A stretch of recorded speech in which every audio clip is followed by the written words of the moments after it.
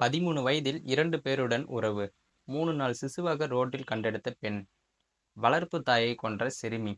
என்ன நடந்துச்சு வாங்க விரிவா பார்க்கலாம். நமது சேனல்ல பார்த்தீங்கன்னா, தினமும் பல்வேறு விதமான கிரைம் தொடர்பான நியூஸ்கள உடனுக்குடன் அப்லோட் பண்ணிட்டு வந்துட்டு இருக்கோம். உங்களுக்கு கிரைம் தொடர்பான நியூஸ்ல விருப்பம் இருக்குன்னா, மறக்காம நமது சேனல் சப்ஸ்கிரைப் பண்ணி வீடியோவ டெய்லி பாருங்க.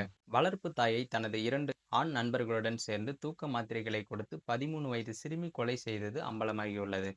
ஒடிசாவில் பிறந்து 3 நாட்களே ஆன நிலையில் சாலையோரம் வீசப்பட்டு இருந்த பெண் குழந்தையை ராஜலட்சுமி என்பவர் மீட்டு தத்தெடுத்து தனது மகளாகவே வளர்த்து வந்தார். அந்த குழந்தை 13 வயதை எட்டிய நிலையில் தனது 2 ஆண் நண்பர்களுடன் சேர்ந்து வளர்ப்பு தாயையே கொன்ற சம்பவம் அதிர்ச்சியை ஏற்படுத்தியுள்ளது. போலீசார் வெளியிட்டுள்ள தகவலின்படி 8ஆம் வகுப்பு படிக்கும் அந்த 13 வயது சிறுமி தனது 2 ஆண் நண்பர்களுடன் சேர்ந்து 54 வயதான தனது வளர்ப்பு தாயான ராஜலட்சுமி என்பவரை கொலை செய்ய சதி திட்டம் தீட்டியுள்ளனர்.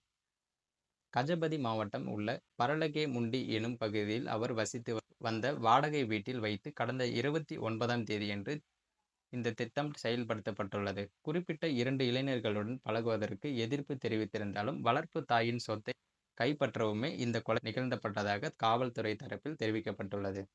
14 ஆண்டுகளுக்கு முன்பு புவனேஸ்வர் பகுதியில் சாலையோரம் வீசப்பட்டு இருந்த பிறந்து 3 நாட்களே ஆன ஒரு பெண் குழந்தையை ராஜலட்சுமி அவரது கணவரும் சேர்ந்து மீட்டுள்ளனர்.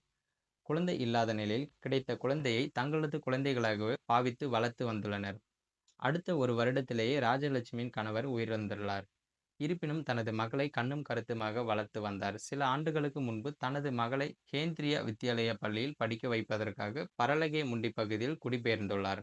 அங்கு ஒரு வீட்டை வாடகைக்கு எடுத்து தங்கியதோடு தனது வளர்ப்பு மகளை கேந்திரிய வித்யாலயா பள்ளியில் சேர்த்துள்ளார். இந்த நிலையில்தான் அதே பகுதியைச் சேர்ந்த கோயில் பூசாரியான கணேஷ் ரத் அவரது நண்பர் தினேஷ் சாஹி ஆகியோருடன் சிறுமிக்கு பழக்கம் ஏற்பட்டுள்ளது.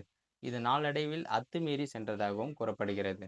இதனை ராஜலட்சுமி கண்டித்துள்ளார். படிப்பில் மட்டுமே கவனம் செலுத்த வேண்டும் எனவும் எச்சரித்ததால் மகளுக்கும் தாய்க்கும் இடையே பிரச்சனை ஏற்பட்டுள்ளது.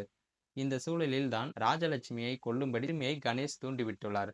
அவரை கொலை செய்துவிட்டால் எந்தவித எதிர்ப்பும் இன்றி தங்களது உறவை தொடரலாம் எனவும் அதோடு அவரது சொத்துக்களையும் நமக்கு கிடைக்கும் என்று சிறுமியை கணேஷ் மூளை செலவை செய்துள்ளார். கணேஷ் வார்த்தைகளை நம்பிய சிறுமி கடந்த 29ஆம் தேதியன்று இரவு தனது தாய்க்கு உணவோடு சேர்த்து தூக்க மாத்திரைகளை கொடுத்துள்ளார்.